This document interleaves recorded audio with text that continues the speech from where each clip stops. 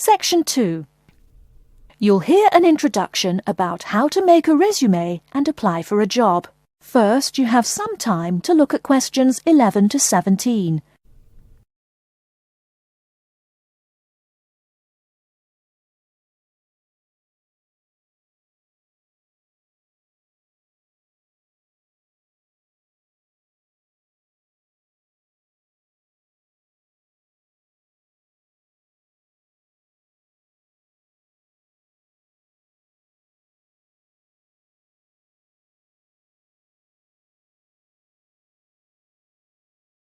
Now, listen carefully and answer questions 11 to 17.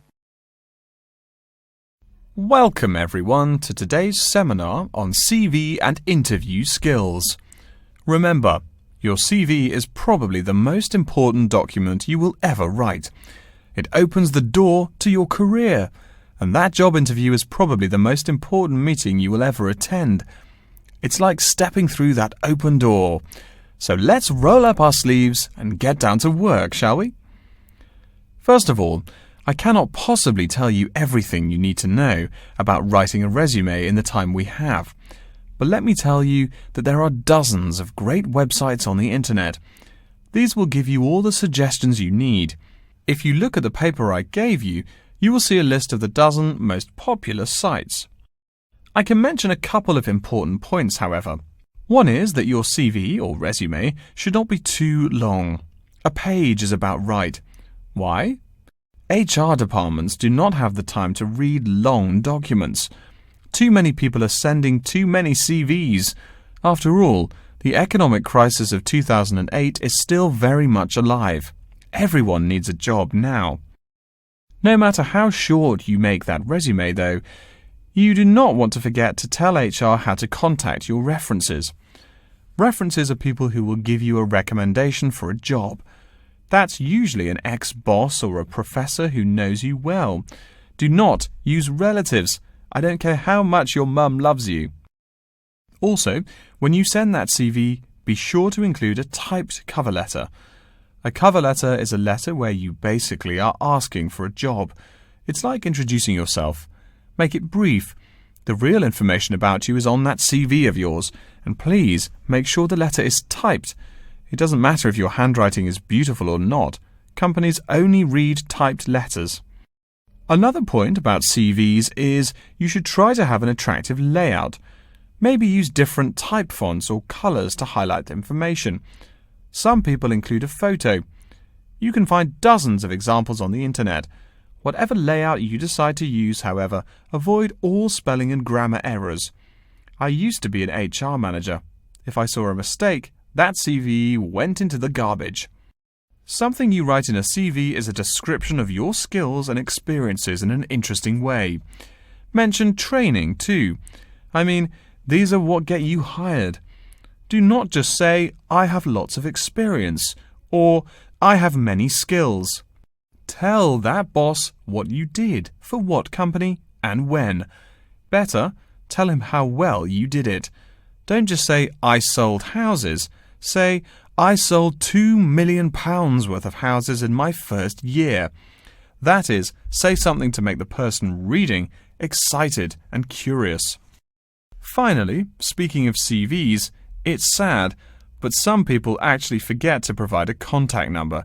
That's pretty silly. You wrote a great CV, you have HR dying to meet you, and they don't know how. You forgot your phone number. Oh sure, if you apply online, they have your email address, but you just showed them you're forgetful. Why are they going to want to talk to you after that?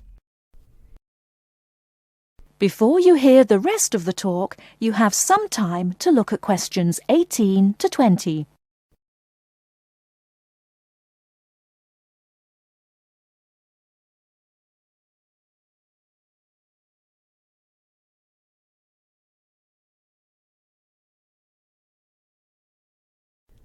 Now listen and answer questions 18 to 20.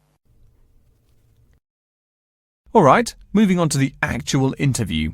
I'll go over what you need to know by the end of it and what you can discuss and negotiate on later once it looks like you'll be offered the job. First, there's working hours. It's not that necessary to hammer out the hours off the bat, especially since it's easy to come off as lazy when the first thing you bring up is how much you're going to have to work. You can also find out more about possible promotions later on. It is important, however, to get a feel for how much you'll be paid. You should make sure the salary range is commensurate with what you're worth, and if you're not, you can move on to better opportunities. Being sure you're going to make what you want to live on is much more important than issues like your pension. You're also young, that your pension is not going to matter for quite a long time. You should find out about what skills you must know for the job and what they'll teach you. In addition, if the company will provide training, you should find out how long the training period is and whether it is paid. Beware of any jobs that want you to train for a long time without appropriate compensation. Speaking of compensation, find out about holidays as well. Do you get paid vacation time? Are you allowed to take personal days? Do you have to work on national holidays? Once you work out these main issues, you can move on later to details like the location and expected attire and whatnot. Wow, that's a lot of information. Let's take a break so you can think everything over and ask any questions you may have. Don't hesitate to come and see me if you need any clarification on all this stuff. That is the end of section 2. You now have half a minute to check your answers.